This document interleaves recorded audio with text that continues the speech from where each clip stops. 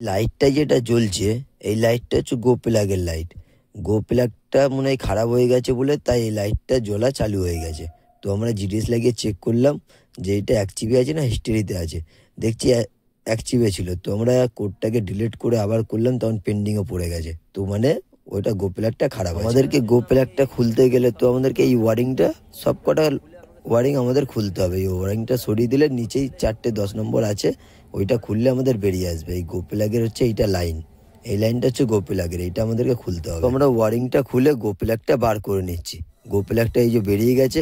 এবারে আমরা অন্য গাড়িতে খুলে গো প্লাগটা অন্য গাড়ি থেকে খুলে আমরা এই গাড়িতে লাগাবো, লাগিয়ে দেখবো যে গো প্লাগ খারাপ আছে নাকি অন্য কিছু আছে। আবার জিডিএস লাগিয়ে আমরা স্ক্যান করবো। আগে আমরা লাগিয়ে নিই, তারপর আমরা জিডিএস লাগাবো। অন্য গাড়ির মাল খুলে লাগিয়েছি ওখানে। লাগানোর পরে আমরা যখন জিডিএস লাগিয়ে চেক করছি, দেখছি যে কোনো কোড নাই, কোনো কিছু নাই, পুরো সব জিরো হয়ে গেছে।